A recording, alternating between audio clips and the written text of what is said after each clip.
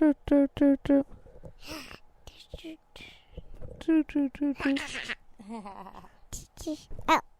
Ow. Ow. Ow. This. Connor. Connor. Say Connor. Then. Connor. CM.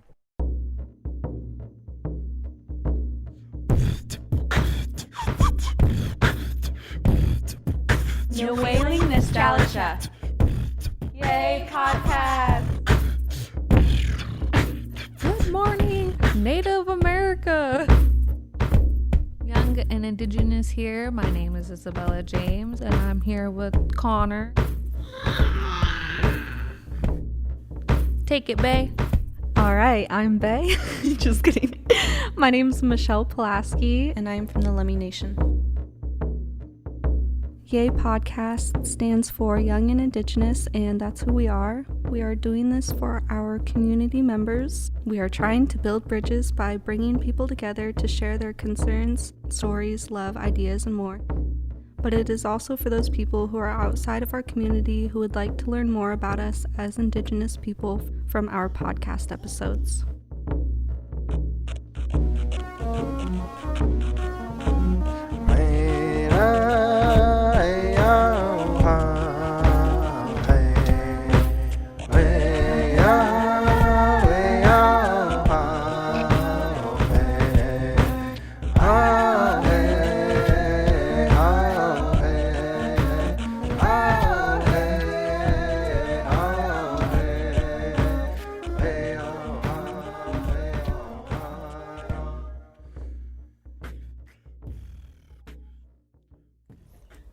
No speaker stands in one spot.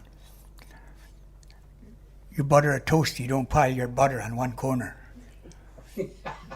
That's a good proverb, right? Yeah. You butter your toast, you don't plop your butter in a corner. I'm gonna butter the people's mind, and if they take it in their mind, it's gonna melt into their heart. And if it's a bitter taste, well, it's too bad. We got it.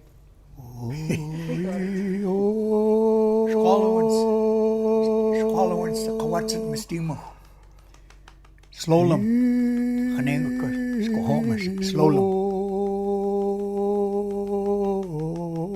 Skaka. Stiwir. Kawatsan. Stilam. Sinchasa. Stilam. Tani connect sa squaw. Hatchni. Hakushtin. Hakushtin. Hathan. Ima kwet nitai. Connect. Tanakoyo. Niwal squiyam. Stilam. Squalowans to siamal. Schmakothit. Diwir. To slowlam. Neer te nasto. Te stilam. Neer. Skohomish. Skaka stilam. First people. All up in a happy hunting ground now. Once you share a song, it belongs to everybody. And songs were meant to heal. Squamish. Cowichan. Centrothet. The older one said, it's a prayer song. And it's within your heart if you're going to use it. And if you share it, you're giving it out anyway. And it's up to the individual to keep it. Squalowans says Makothit.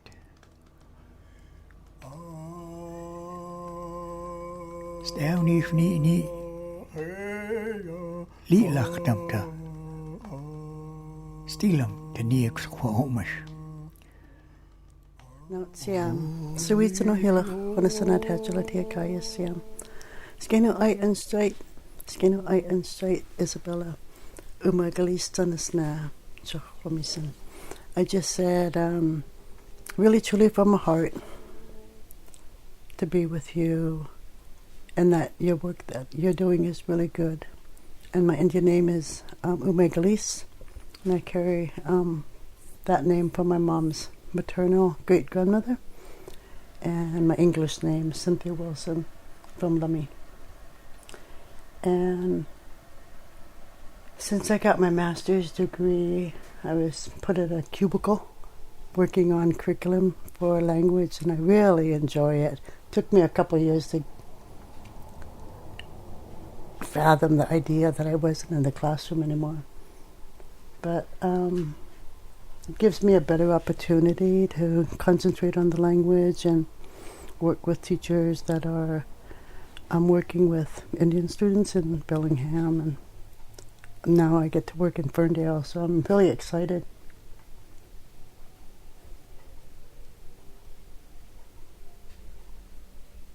I think, you look back on the days when the people were taken away from their families, like my dad, for instance. When he was 5 or 6 years old, he was taken by the government. And he just lived right next door over here at Lummi Shore Road, and the car pulled up, and he knew something was going on, so he climbed up this tree, and the tree had thorns on it. It was one of those crowberry trees. He figured that they wouldn't be able to go up there and get him, that he'd be safe. But what they did was they tricked him, and they had a mother dog with her little puppies in the car, and they enticed him to come down, and he was so happy to see those puppies, but they took off with him, and he was gone for like 6 years. He came back when he was 12 or 13. Real handsome young boy. I've seen pictures of him and when he came back to Lummi Day. And he had no regrets.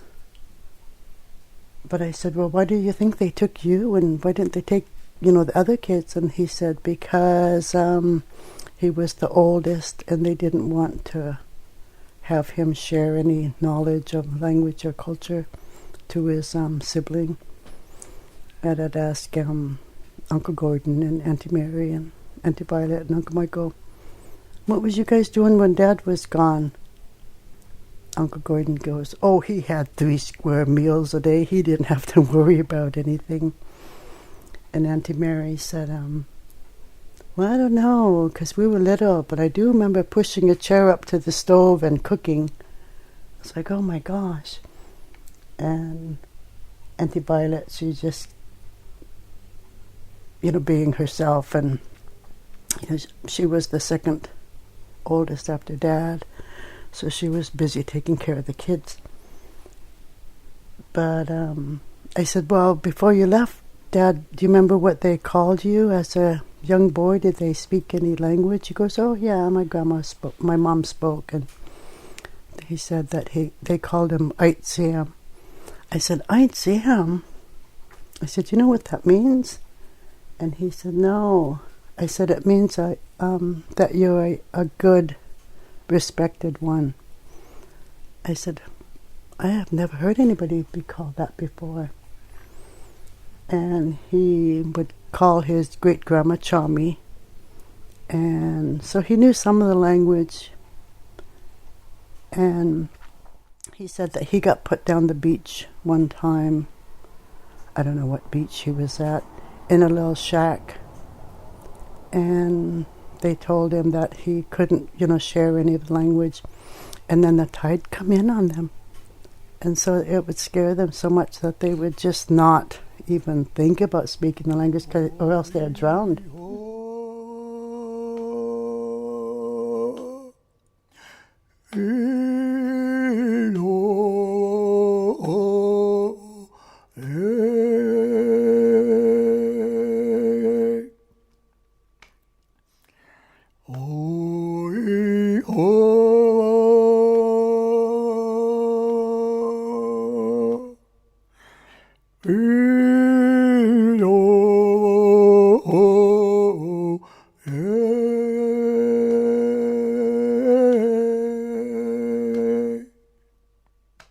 Just crazy how they would torment them into not sharing.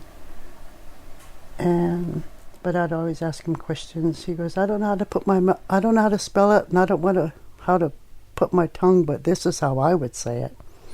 And I said, well, that's the right way. You don't need to know how to spell it. It was just non-spelt language. It was just a spoken language. And then you talk to other people about those people that would wear the tape on their mouth, the duct tape. They said that they would wear that tape proudly. Agatha McCluskey was one of them, I think, that wore tape on her mouth all the time because she wouldn't quit talking. Thank heavens, though, because she was one of the ones that made sure that the language was still here, along with Al Charles. And, he was Bill James's bookseller. So the people that were able to save the language for us, along with the linguists, that came and did their work with the people in the 60s. Because Lummi language is not an easy language. It's kind of a hard language. It doesn't follow all the foreign language rules. Mm-hmm. But it's a fun language, and I think more and more, people are learning the language and being confident. I know I always tell the kids we got to practice, be confident, and be proud. And, if you say it wrong, it's okay. Just try to practice. If someone says something to you, don't shrug your shoulders and say, I don't know what you're talking about. Just say, So at least you can respond back. But there is so many people that they'd taken away early in the day. But when I was little, I remember going to the clinic that was at where the old library used to be. Mm-hmm. And I couldn't see over the counter, but I remember going in there. And there was these old ladies that were sitting up against the wall waiting their turn, I suppose. They would be all dressed in a dress, and they'd have the bandana on, and God, they would just be talking the language. I didn't know what they were saying, and I looked at them. I thought they were talking about me. But, it was just faded away with them. So I'm so glad that we can, work at revitalizing the language. Some of the kids in tribal school, I see them today, and they're like, I sure wished I paid attention in your class. I'm like, you too, me too. I wish you paid attention. But, planting the seed and continuing that so they can talk to their kids now, be the voice and ask questions and not be afraid to ask questions. But I enjoy the language. I didn't think I'd ever learn it because it was so tough, but like Haishka, I thought, man, I'm never going to get that. I had to write it down in phonetics just so I wouldn't forget it. I thought, this is tough. And the sound system has the same vowels as in English, A-E-I-O-U. Mm-hmm. But it's A-A-E-A-U. And if you have the TL sound, that isn't really together in English language, so tlat tlat tlee tlat tlu, and it's so funny to hear it because it's not a normal sound that you'd hear in English. Mm-hmm. Like for the word for little, it'd be tlat tlu tla, and it's just such a funny sound. And Bill would say you could always laugh because it's new to you, so we would just get such a brain headache from laughing so hard. But it's always fun. That is fun. I like how you say that I wish I paid attention more, because I wish we didn't really understand how important it was before. Yeah. That it comes out more. We're like, okay, this is important. These ways that were taught to us are not really our ways. Yeah, that's right. And I'm just so like thankful. Like I'm thankful for you and Smakia. And then I was just talking to Auntie Juanita too, and she was just saying some of us don't have the tongue, you know, for speaking those words, you know, because not that we're just, you know, because some of us are half white or just another race, and you know, we lose that tongue. So yeah, it's important for the early learners, because we only have a certain amount of brain cells that you can get certain sounds in there, and if you fill it up with English first, then you have to work real hard at making those sounds. And I tell the kids, you have the hardest job because you're English speakers first, then you got to say Oomagelees, then you have to say it in English, then you have to translate it back in Oomagelees. I said, your brain is just working overtime. Yeah. But then it becomes easier after, because then you start thinking in the language. When you start thinking in the language, then your brain is trying to figure it out. And I say I don't know too much, but as I speak to you guys more, and if I just keep consistent at it, it comes back. I'm just like, what the heck, you know? You know, I say I didn't pay attention in some ways. My little me did. So yeah, that's right. I think that's really cool to think about. Yeah, it is. It's it sets us apart from other people. You know, it gives us our own identity of who we are, and we can pass that on. Makes us that something else, as those guys said, you know, when they were doing this census or whatever. That was so funny. I know, and we are something else. Yeah, we got a crack everywhere. We didn't even get mad. We're like, something else. Yeah, that's like that. You do like it. Yeah, we're proud to be something else. Because our value system and our morals are so different. And, you know, we're so kind, generally kind. And when you live in Western society, you know, they just worry about number one. And what we have to do is, you know, worry about each other and make sure everybody's seen and heard and validated. When you heard about the story of your dad being taken, how did that make you feel? Oh gosh, he didn't even tell us till he was really old because it hurt him so much. And I just couldn't believe, you know, that they were doing that. But they would do it to people all over the United States. And I just couldn't believe that it would happen here. And even I don't know other people's story, but they just don't talk about it. And, you know, now that most of those elders are gone, we'll just never know. Yeah, we won't. I know, just to think about how someone just came and took him, you know, without even anybody really knowing. You know? Just like, okay, just get in not really get in my truck, but I'm going to take you and you're going to come somewhere else. You know? Yeah, that's right. It's so traumatizing. I can't imagine, you know, my son playing outside and then someone just coming and nap him. What the heck? And then having to be worried about where he is or where he went. Yeah, for 6 years. 6 years he was gone. But he came back stronger, like the salmon, they say, you know, he's just going to go away for a while and come back. And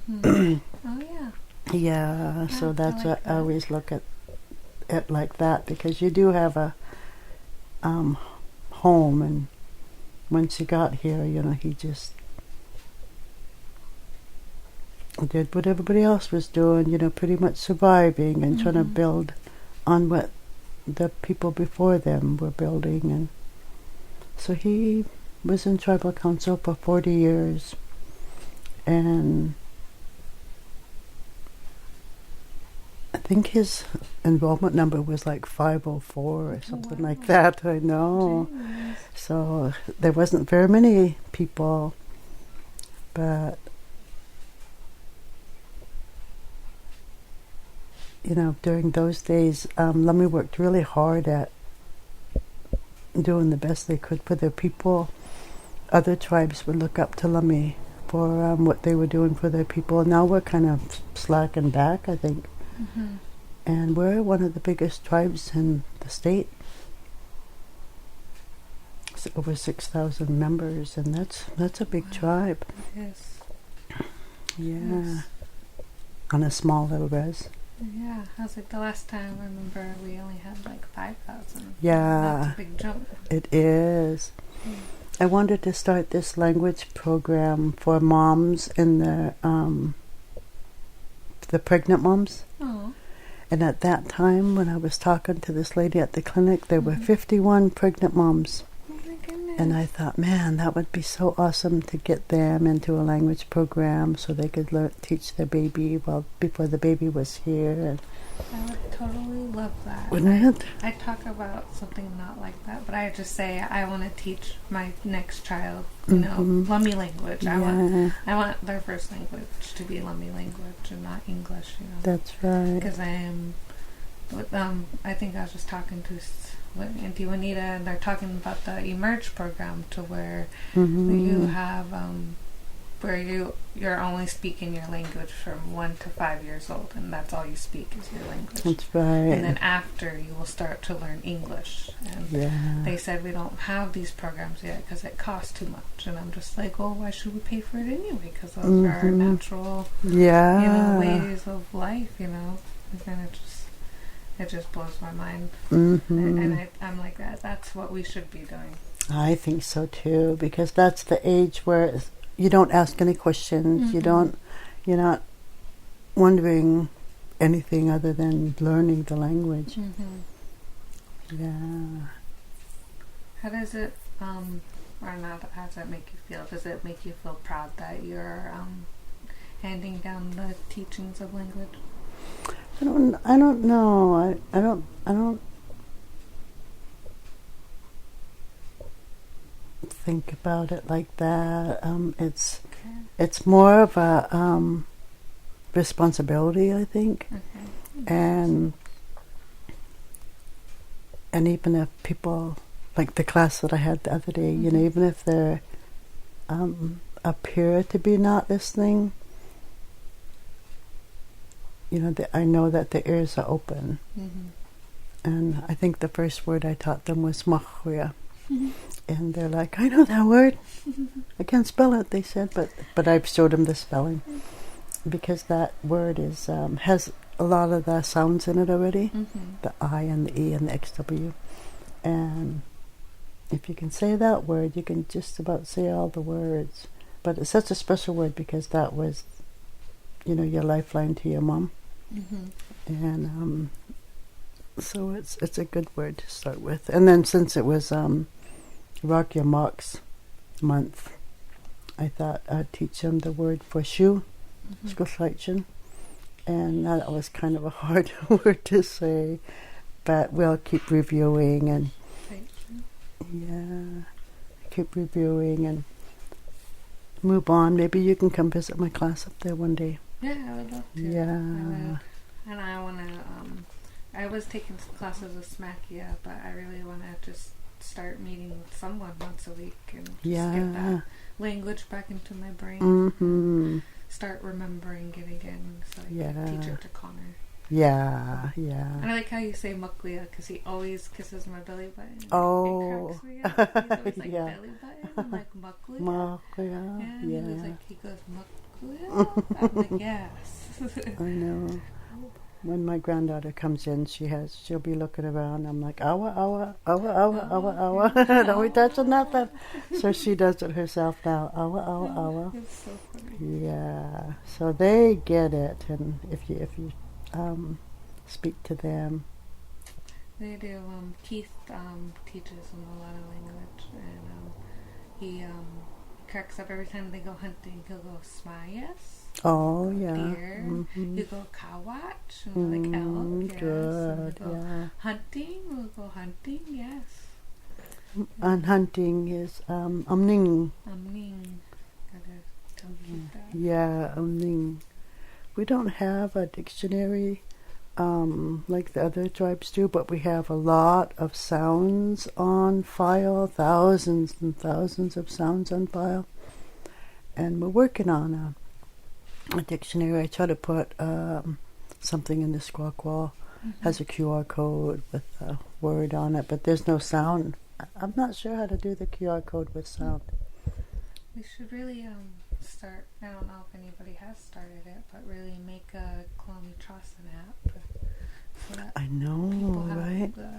can just download the app on Yeah. whatever phone they get, and it'll be easy access. For Yeah. them to have that, language barrier, and not have to go out and find it. That'd be so much fun. We was working with Nintendo a while ago with DS. What was it? DSi?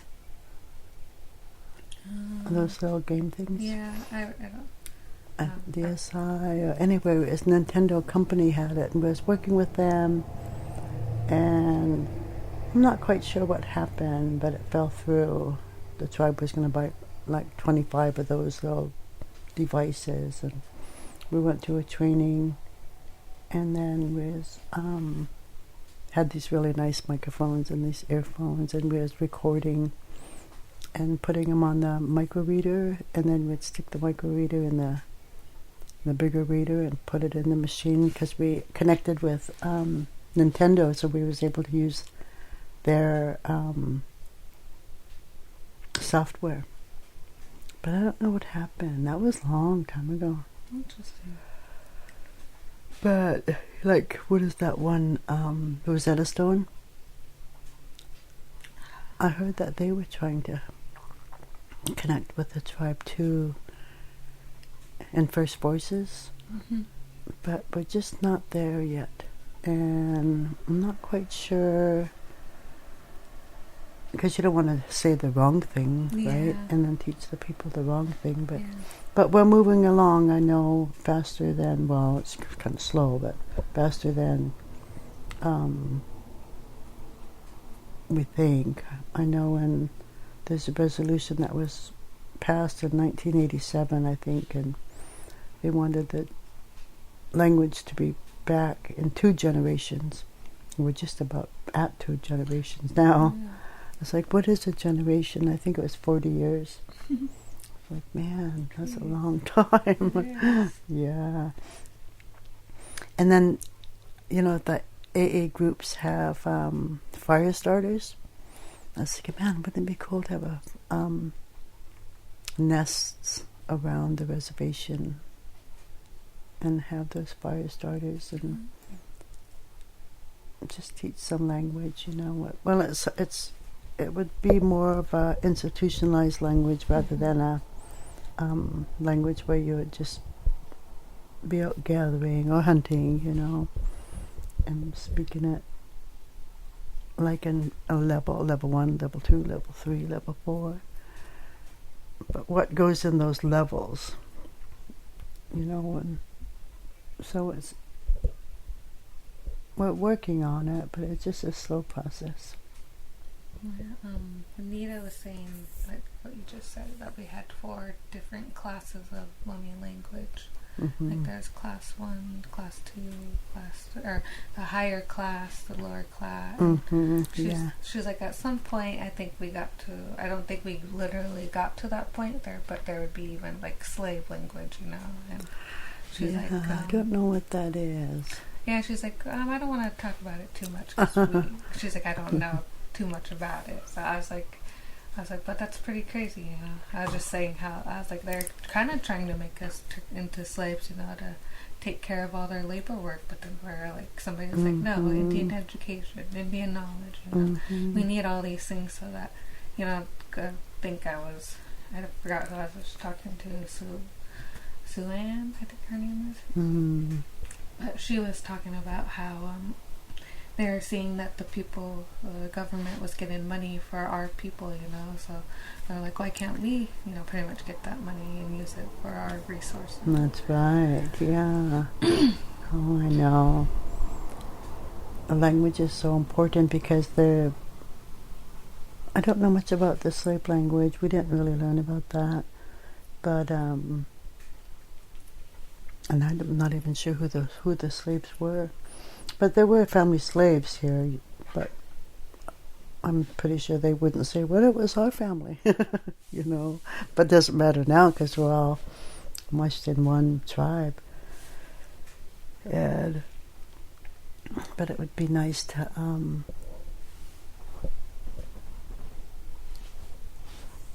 be able to just speak freely without having to say, this or that kind of language. It would just be from just. Mm-hmm. Yeah.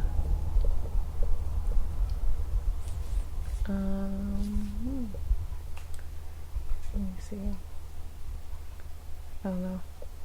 I know. It's hard to. I was like, it's been a long day. So. Yeah, I bet. And if you think of some of the questions, you're always welcome to come back. And Yeah. I just wanted to add something about what she speaks about. And as I'm reflecting and as I got to listen to our conversation, how she talks about the different sounds in the language and how it's related to the English language, like A, E, I, O, and U. And it's in our language, it's A, E, I, O, U, and as I think about that and to think about how those things were related, to think about back in the day that the English people were writing our language down and not our people. So in every way of our culture, it was colonized so that the English people could understand our ways, but they wanted to understand it in their ways and not our ways. And the fact that the English language is added to our written language. So they made our language to make sense in their ways and not our ways. We wrote our language so that they could understand it. If we actually got to sit down and our ancestors got to write our language, I think these things would make a lot more sense than it is today, and how it is hard for some of us to really understand, because technically our language was only a spoken language and not a written language. But I am thankful that the language was understood in some ways, because if we didn't get them to understand, would our language be written down, and would it have been saved? So I think about that, and I'm thankful for that. But I do wonder why things are hard for us, because they are all taught in the English ways.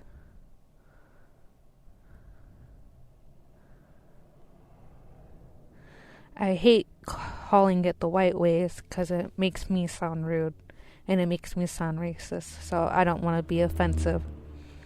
So I guess the Europe way are the English ways, and my way I'd say English, but I wanted to say this because we're relating how the vowel sounds sound alike and how they are similar.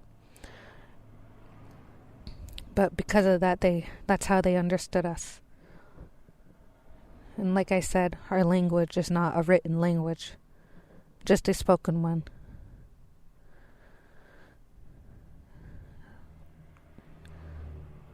That's how we were supposed to learn since birth. Our language was spoke to us. All day, every day, and not just when we chose to. But that choice got taken from us when colonizers came over. But people like Oksala Cynthia is here to bring a little of that hope back. The language is back. The culture is back. And I would be so thankful for my child to be able to learn our language. And again, that is up to me and not anybody else. Also, another thing that I want to add about being a mother, and something that stuck with me through this conversation, and how she says Mokuya.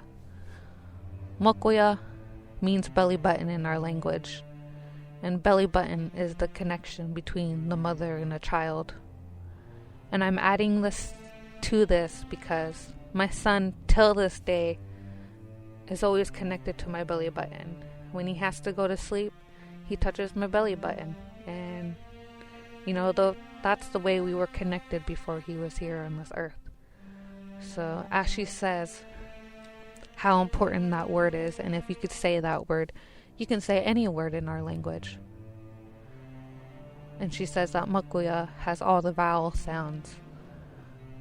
And I just want to say and tell you from experience of how important the belly button is, and that what she says is true, because every single day my son always has to be in connection with my belly button, if it's just being comfort or just going to sleep.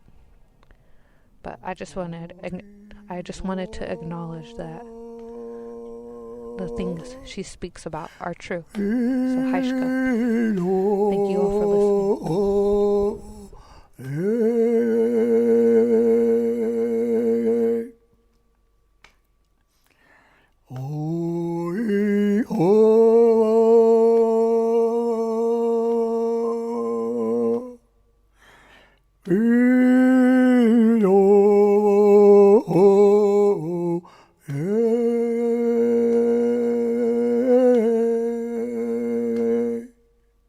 Haishka, and thank you all for the support with our podcast episode.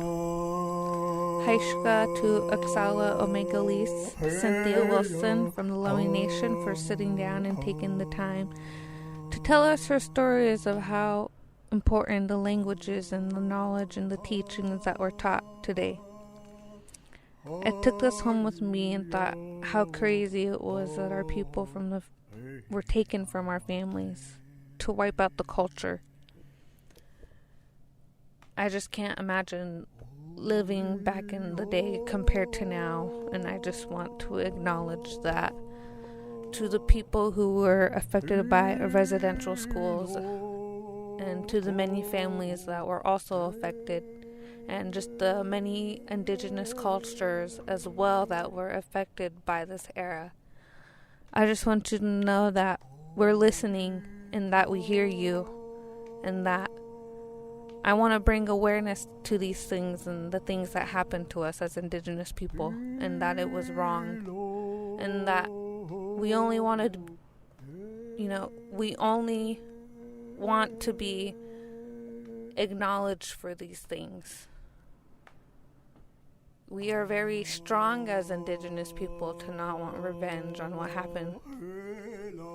So I hope people think of that and take it into consideration of how we are as good people, and that we only want acknowledgement from these things.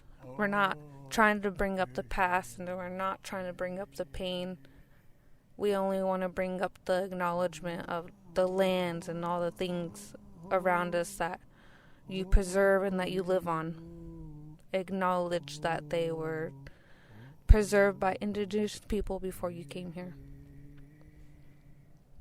So saying to that, again, we are listening and we hear you.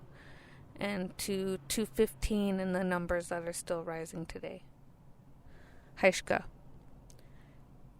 Haishka to Gene Harry for his music and his powerful words that he had to say to us. And also, I want to mention that he's also a residential school survivor as well, and he has his own story that he tells of how he survived through those days. So, Haishka, and thank you for all the good work that was done in this day. Nil istes kus namastama kushmakosatel stiuyel. Relative who's gone to the happy hunting ground said that was a strong prayer song. And he shared it with people, either in mourning and grief. And he says that was a medicine to heal their heart, to fill that empty spot in their heart, put that little blessing and strength in their mind and heart as they say goodbye to a loved one. Oh, I see him. Young and Indigenous is a part of Children of the Setting Sun Productions. Original music produced by Mark Nichols. Young and Indigenous is created by Bella, Santana, Michelle, and Kyla.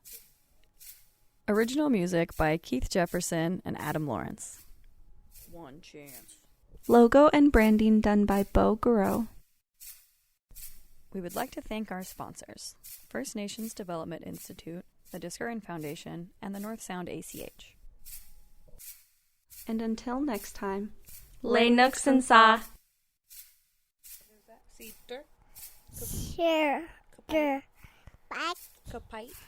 Ouch. Say kapite. Bike. Kapite. Bike. Bike. Are you gonna go find your bike? Bike. Bike. The bike. The bike. Bike. The bike. Say it. Bike. Bike. Can you say kupite? Bike. Bike. Kapite. Skeeter means kapite.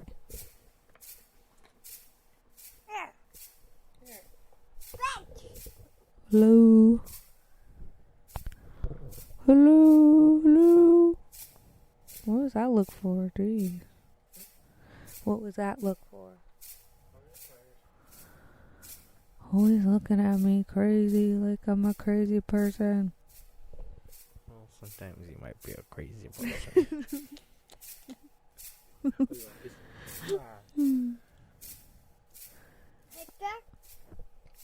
Calendar. Stakaya.